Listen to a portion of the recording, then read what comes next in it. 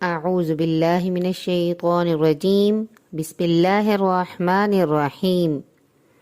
پیارے بچوں، آج ہم انصار کے بارے میں سنیں گے کہ ہم نے پہلے صحابہ اکرام کے بارے میں سنا کہ صحابی جو ہیں وہ ان لوگوں کہا جاتا ہے جنہوں نے اسلام قبول کیا، اسلام کی حالت میں نبی کریم صلی اللہ علیہ وسلم سے ملاقات کی، ان کو کیا کہتے ہیں؟ صحابہ اکرام۔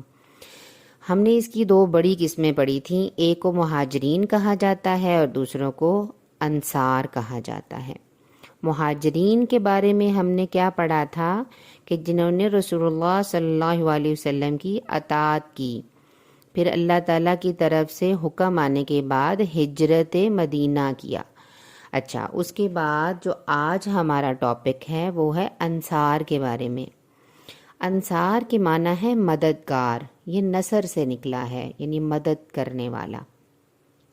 انصار سے مراد مدینے میں رہنے والے وہ لوگ ہیں جو نبی کریم صلی اللہ علیہ وسلم پر ایمان لائے، آپ کو پناہ دی اور جان و مال سے قربان کر کے آپ کی مدد کی۔ مدینے آ کر مسجد نبوی کی تعمیر کے بعد آپ نے جو سب سے بڑا کام کیا وہ یہ تھا کہ انصار اور مہاجرین کے درمیان باہمی اخوت اور بھائی چارے کے رشتے کو مضبوط تر بنا دیا۔ انصار کے بارے میں اللہ تعالیٰ فرماتا ہے، اور جن لوگوں نے ان مہاجرین کی آمد سے پہلے تیاری کر رکھی تھی، یعنی گھروں کو، ایمان کو وہ محبت رکھتے تھے، وہ ان لوگوں سے جو ہجرت کر کے ان کے پاس آئے، جو چیزیں انہیں دی جائیں وہ اپنے دلوں میں ان سے کوئی رغبت نہیں پاتے اور اپنے آپ سے اظہار کرتے ہیں، چاہے انہیں ان چیزوں کی شدید ضرورت بھی ہو۔ اور جو لوگ اپنے دل کے لالچ سے بچا لیے گئے وہی فلاح پانے والے ہیں۔ رسول اللہ صلی اللہ علیہ وسلم نے ایک بار انصار کو مخاطب کرتے ہوئے کہا، اللہ گواہ ہے تم مجھے سب لوگوں سے زیادہ عزیز ہو۔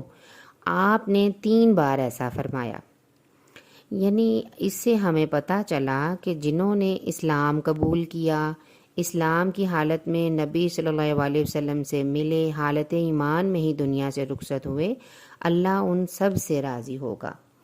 اس کے ساتھ ہی نیکسٹ سیگمنٹ کے ساتھ ہم حاضر ہوں گے۔ آپ کو دوبارہ سے ان بچوں یاد کرواتی جاؤں کہ آپ نے اس چینل کو لائک کرنا ہے، سبسکرائب کرنا ہے اور شیئر بھی کرنا ہے تاکہ دوسرے بچوں تک بھی یہ آڈیوز پہنچ سکیں اور وہ بھی آپ کے ساتھ اس سے مستفید ہو سکیں۔ جزاکم اللہ۔ السلام علیکم ورحمۃ اللہ وبرکاتہ۔